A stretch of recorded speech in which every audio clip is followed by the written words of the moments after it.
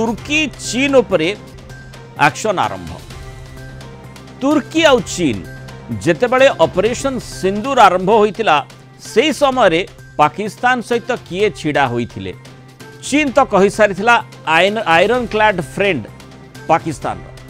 तुर्की मध्य सामरिक सहायता जेतिकी आवश्यक पाकिस्तान करुछि ताठू अधिक जोगैथिला। तेणु स्वाभाविक भाव में प्रतिक्रिया आसिबो एवं से प्रतिक्रिया मध्य आमे गतकाली देखिथिले पूरा भारत वर्षरु जो भली भाव में तुर्की विरोधी प्रतिक्रिया आसीथिला। तुर्की को बॉयकट करबा पई लोके कहिथिले बॉयकट तुर्की। आज एक्शन सरकारी सूत्ररु आरंभ होईछि। आउ मुख्य कथा होछि तुर्की पाकिस्तान बंधुत्व किभली रहितिला तार फर्द धीरे धीरे उन्मोचन होछि। पाकिस्तान भारतर उत्तर पश्चिम सीमा उपरे जो आक्रमण करथिला तुर्की केवल ड्रोन सहायता करनथिला बरम ड्रोन ऑपरेटर मध्य तुर्की पठेइथिला। ऑपरेशन सिंदूर परवर्ती सेना कार्यानुष्ठान रे तुर्कीर 2 जन जवानकर भी मृत्यु होइतिबा सूचना रहिछि। ऑपरेशन सिंदूर रो जवाब देबाकू पाकिस्तानी सेना भारत विरोध रे बायरेक्टर TB2 एवं YIHA ड्रोन व्यवहार करथिला। भारतीय फॉरवर्ड पोस्ट एवं सेनार सप्लाई लाइन को यही आत्मघाती ड्रोन टार्गेट करने को उद्यम करथिला। ले भारतीय सेनार एयर डिफेंस सिस्टम सफलतार सहित ये ड्रोन आक्रमण को संपूर्ण भाव में पंड कर देथिला।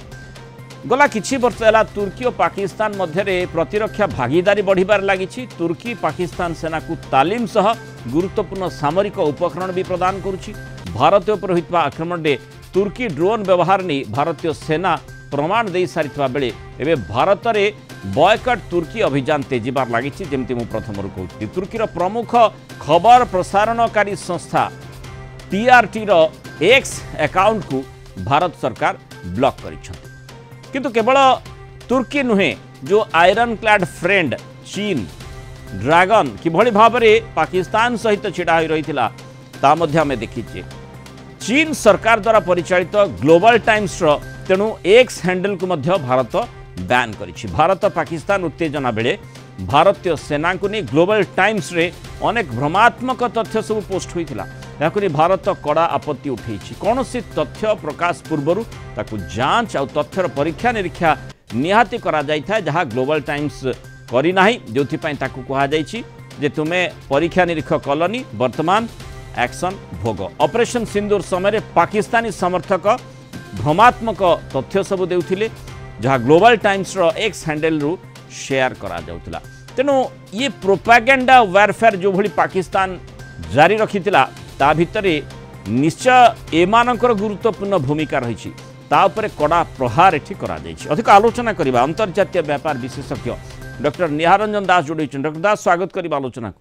ये उचित समय रे कड़ा पदक्षेप बोली कुहाजिबो। देखो कथा निश्चित भाव में आम देखीचे कि किभली भाव में जदि साउथ एशिया को अधिक रु अधिक विषाक्त किए करुछि बा जो प्रकार पॉलिटिकल डिस्कॉर्ड अच्छी कंट्री आ कंट्री अन्य कंट्री भितर ता भितर चाइना निश्चित भाव में प्रमुख एवं जिते पाकिस्तान केस आसुछि सेतबेले निश्चित भाव में तुर्की जेभली भाव में अतीतर मध्य काश्मीर को नहीं जो ऑर्गेनाइजेशन ऑफ इस्लामिक कंट्रीज अच्छी सेठी किभली भाव अहेतुक भाव जो आवश्यकता न थाए तुर्की किभली भाव काश्मीर को बारंबार उत्थापन करिछि। तुर्कीर मनोभाव भारत प्रति केबे आज नुहे बहुत समय धरी भारत विरोधी रही आसी। लाज लगे कथा तुर्की कर्तृपक्ष को जेतेबेले भूकंप थरहर होइतिला तुर्की एवं जो भली भाव में सेठी पूरा ध्वंसात्मक लीला होइतिला सही समय रे जदि कहीं माने तुरंत जाई छिड़ा होइतिला ता होछि भारत वर्ष। भारत जेमति आमे मानविकता दृष्टिकोण को सब बेले गुरुत्व दे आसुछु सही आधार रे ताकू सहाय्य भी करितिला सेतिक अंतत मने पकई थांता ना ये माने जेमति आमे माने जो गोटे जे बिल्कुल दानर योग्य नुहे से भली गोटे देश को आमे दान कले। ଦେଖନ୍ତୁ କଥା ହଉଛି ଏଗୁଡିକୁ କିଛି ଫରକ ପଡେନି ଭାରତର କୋଉ ହ୍ୟୁମାନିଟେରିଆନ ଆସିଷ୍ଟାନ୍ସ ତାଙ୍କୁ, କାରଣ ସେମାନେ ଧର୍ମାନ୍ଧ କଣ୍ଟ୍ରି ହେଇଯାଇଛନ୍ତି। କଥା ହଉଛି ଯେଭଳି ଭାବରେ ସେମାନେ ଗୋଟିଏ ପ୍ରକାର ବିନା ଦେଖି ଏକଦମ ଅବଜେକ୍ଟିଭ ଆନାଲିସିସ୍ ନ କରି ଏବଂ ଯୋଉ ଜାଗାରୁ ଟେରୋରିଷ୍ଟ ମାନଙ୍କୁ ପାଳନ କରାଯାଉଛି ଏବଂ ଅନ୍ୟ ରାଷ୍ଟ୍ରମାନଙ୍କୁ ପ୍ରେରଣ କରାଯାଉଛି, ଏବଂ ଯୋଉଠିକି ଓସାମା ତାର ଗୋଟେ ପ୍ରକାର ବଡ ବଡ ଉଦାହରଣ ଓସାମା ବିନ୍ ଲାଡେନ, ଏବଂ ତା ପରବର୍ତ୍ତୀ ସମୟରେ ମଧ୍ୟ ସେମାନେ ଲସ୍କର ଭଳି ଆତଙ୍କୀ ସଂସ୍ଥାକୁ ପାକିସ୍ତାନର ଆଇଏସ୍ଆଇ ମାଧ୍ୟମରେ ସମର୍ଥନ ଦଉଛନ୍ତି। ସେଟା ନିଶ୍ଚିତ ଭାବରେ ଗୋଟେ କଣ୍ଟ୍ରି ଯିଏକି ନିଜକୁ ଗୋଟେ ମଡର୍ଣ୍ଣାଇଜ ୟୁରୋପର ଗୋଟେ ମଡର୍ଣ୍ଣ କଣ୍ଟ୍ରି ଭାବରେ ଉପସ୍ଥାପନ କରିବା ପାଇଁ ଚେଷ୍ଟା କରୁଛି, ସେଗୁଡିକୁ ଏଗୁଡିକ ଆଶା କରାଯାଏ ନାହିଁ। କିନ୍ତୁ କଥା ହଉଛି ଯେତେବେଳେ ଜଣେ ରାଷ୍ଟ୍ର ମୁଖ୍ୟ ଯିଏ ଗୋଟେ ପ୍ରକାର ଏକଛତ୍ରବାଦର ପରାକାଷ୍ଠା ଦେଖେଇ ଚାଲିଛନ୍ତି, ଏରଡୋଗାନ, ତାଙ୍କ ଠାରୁ ବା ତାଙ୍କ ଶାସନ ଠାରୁ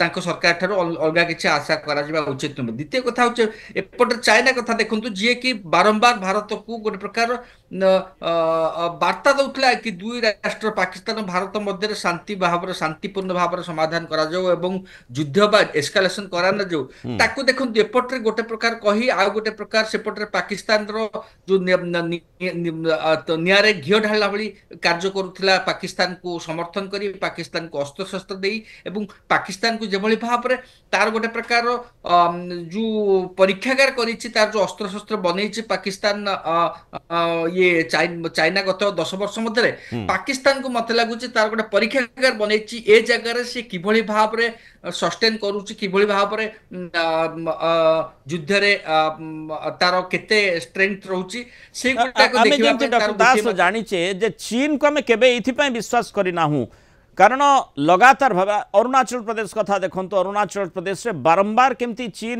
ବର୍ତ୍ତମାନ ପରିସ୍ଥିତିରେ ଅନ୍ତତଃ ଗୋଟିଏ ଦେଶ ଯେତେବେଳେ ଉତ୍ତେଜନାମୂଳକ ପରିସ୍ଥିତିକୁ କିଭଳି ଅଧିକ ନ ବଢ଼ିବ ତା ଉପରେ ଗୁରୁତ୍ୱାରୋପ କରୁଛି। ଯୁଦ୍ଧ ବିରତିକୁ ମାନିଛି ଯେତେବେଳେ ଭାରତର ସ୍ଥିତି ଅତ୍ୟନ୍ତ ଭଲ ଥିଲା, अर्थात जमती आम जो प्रसंगटी चर्चा साधारण लोके करुँच जितेबाला जड़े नई पड़ी ताकू गोईठा मारिबा कथा ताकू माने खसई पकेबा कथा तले पकईदेवा कथा किंतु से भली कला नहीं तेणु अनेक क्षयक्षति घटब युद्ध जदि पूरा होता से युद्ध विरति आड़क आम अग्रसर हेले अन्य प्रसंग गुड़िक सहित चर्चा भितर से समय को से समय फायदा नहीं अरुणाचल प्रदेश में चीन किभली भाव में पुणी थे से उत्तेजनामूलक स्थिति उत्पन्न करुच्ची ना को परिवर्तन करने चेष्टा करुच्ची निज अंचल बोली बारंबार पूर्व दाबी कर भारत सीधासख भाव में प्रतिक्रिया देछि अर्थात चीन को केबे आमे विश्वास करना चीन सबुबले आम सहित गोटे शत्रु राष्ट्र भली ही व्यवहार कर आसी या द्वारा प्रमाणित होछि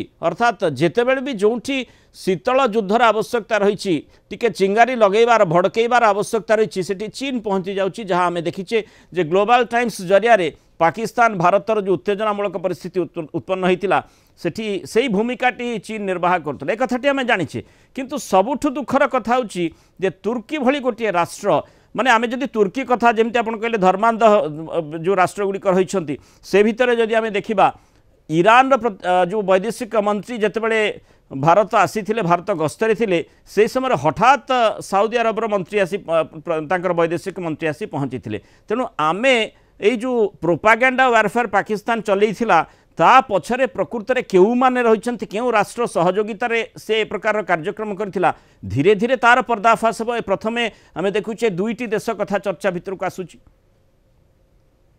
देखो कथा होची Saudi Arabia United Arab Emirates भली राष्ट्र जो अतीत 10 वर्ष पूर्व तांकर भारत प्रति जहाँ आभिमुख्य थिला वर्तमान से माने टिके परिवर्तन घटी एवं से गोटे सकारात्मक परिवर्तन एवं जदि आम जानिछे ईरान जदि गोटे प्रकार संपूर्ण भाव में शिया बहुल राष्ट्र एवं से आम जानिछे जो इज्राएल एवं ईरान मध्य को समस्या जो वर्तमान तिक्तता रही किंतु कथा होची ईरान रो जदि ईरान को आपण निश्चित भाव गोटे प्रकार बेटर प्लेस देबे तुर्की कहीं तुर्की तुलन कारण ईरान निश्चित भाव भारत सहित गोटे बंधुत्व आपण सिविलाइजेशनल एंगल देखंतु भारत को आपण चाबाहार जो पोर्ट प्रोजेक्ट से देखु से सबुत भारत सहित तो गोटे ईरान गोटे संपर्क अलग अच्छी जदियो से शिया बहुल राष्ट्र एवं ता सहित साउदी अरब जहाँ कहले संयुक्त अरब एमिरेट एम निश्चित भाव में मत